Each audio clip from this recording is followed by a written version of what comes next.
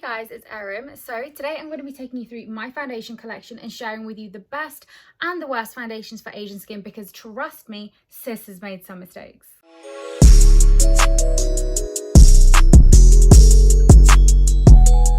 What I'm going to do is go in order from worst to best. Now, before I start, I want to explain to you guys my skin type. So for reference, I'm shade Stromboli in NARS. I believe 310 in Fenty is a little bit too dark for me, so I'm not too sure what my shade is in Fenty. And then in Este Lauder, I'm tawny. So if you're a similar kind of skin tone to me, then this might definitely help you.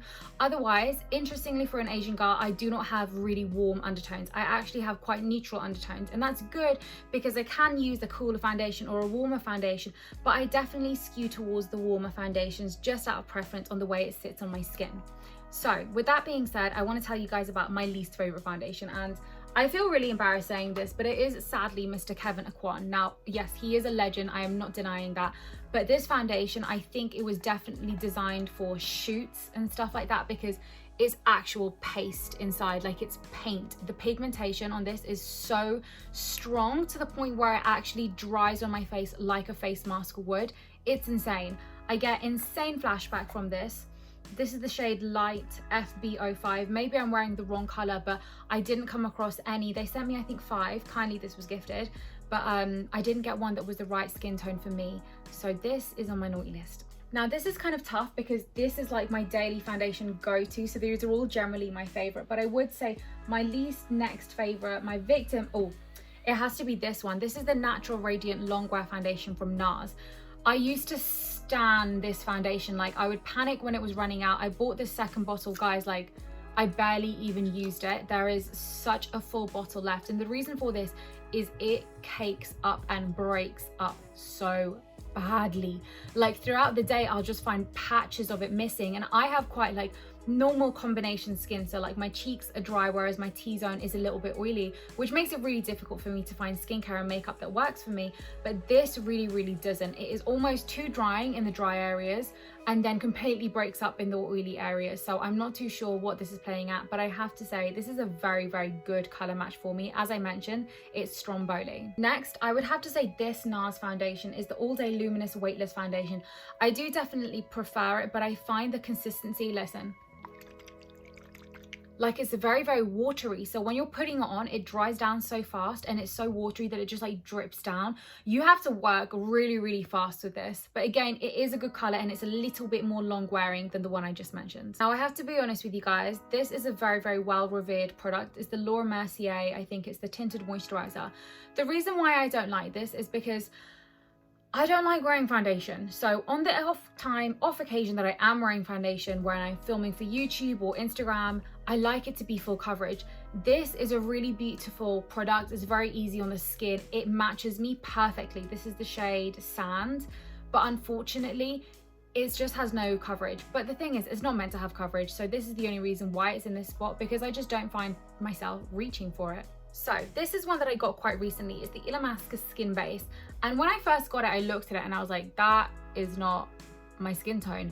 But it oxidizes a lot. So it tended to be like, it ended up being my skin tone. I did like it. Like, it really did surprise me. When I was putting it on, I felt like it was going to be like a medium coverage foundation because it's very creamy. I thought it would be almost too oily, but it dried down quite nicely. The skin color is exact for me. I don't even know what color it is. Maybe NK1 or something like that, no idea. But this is actually all right, and quite a lot is in there. I would just say the packaging is a bit crap. Like, it's just like this weird like squidgy plastic. It doesn't look very nice on your counter. Now we're getting to the good stuff. This is the Ex1 Cosmetics foundation. Now, I love this brand because it is designed for girls with olive skin tones, and so it does skew a little bit warm for me, but I would say the consistency really feels so luxury when you're applying it. Like, it's so creamy, it's quite thick as well. It blends out really well, but it has medium coverage, and like I said, I'm a full coverage girl, so this is really good if you're getting into makeup and you're a brown girl, because it's likely that even if you get the shade like kind of wrong, it will still match you because the undertone will be right. Next, I have this ColourPop stick, and the reason why it's kind of placed so high up is firstly, the shade match is really good, and secondly, guys, I just love a good stick foundation. And my favorite foundation for stick is Hourglass, but this is so expensive, and I have to say though, guys, like if I'm ever going out, I will always use this foundation. It's so fantastic. It's so easy to apply. I literally love it. I'm in the shade, what shade am I? Beige, not warm beige, beige. This is just kind of like a cheaper version of it, and I wouldn't say it performs as well as the original, which is the Hourglass, but I like using it because I don't feel so bad when I'm using it. Now, if you guys are on a budget, I really recommend the e.l.f. Flawless Finish Foundation. I'm in the shade Linen.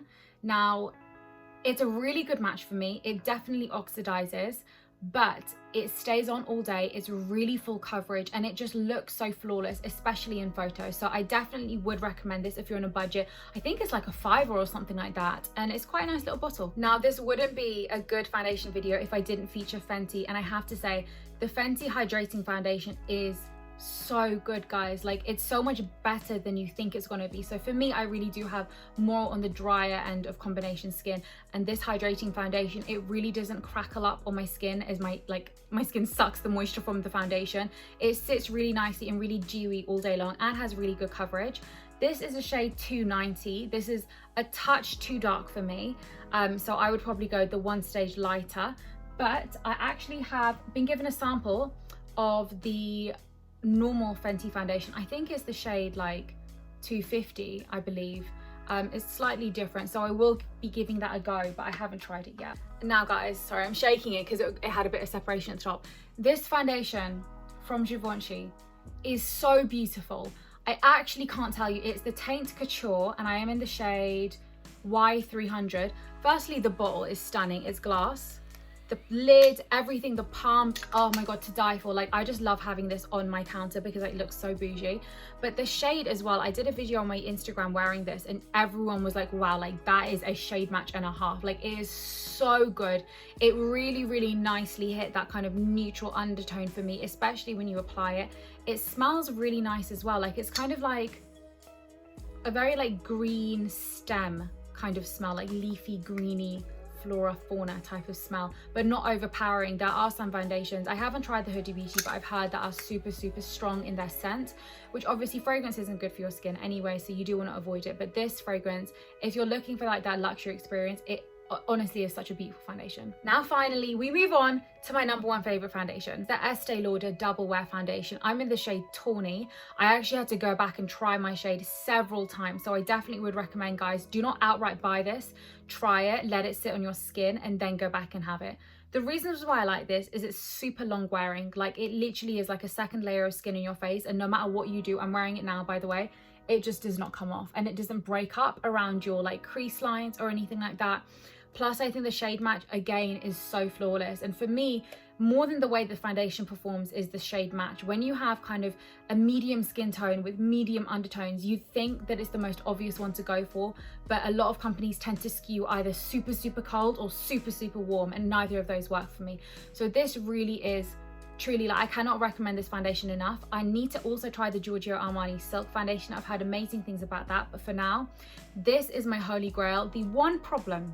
The one problem I would say I have with this is that when you buy it, it doesn't come with a little pump. And I'm not that girl who sits there and pours foundation on her hand, because A, that's messy, B, that's unhygienic, and C, you don't know if you're going to get the exact amount every time. That's why my own oil comes with a pump, so you can exactly measure how much you're getting every single time and make it reliable. You actually have to pay £5 for this pump, and I was like, wow, like that's actually really rude. So Este Lauder, if you're watching, not that you are, make them come with pumps. Like, come on guys, 2020, we need a good pump. Just realized I forgot to talk to you about this one. So this is actually not a foundation, it's a powder SPF from Color Science.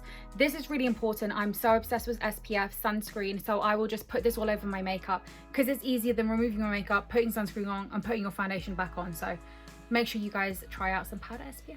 I'm definitely a base girl, so if you guys want questions about like a good contour, a good blush, a good highlighter, like come to me. I have no ability to do any eyeshadow, and that's definitely my downfall because I really only have one look. But yeah guys, I hope you enjoyed that. If you want me to do more makeup related videos, just let me know. Here is a hug, sitting here like a little bestie and watching this video with me. And yeah, thank you, I love you. Subscribe, comment, notifications, bell, like, all those words that you're meant to be doing at the end of the YouTube video. Guys, go do that right now for me, and I love you. Mwah.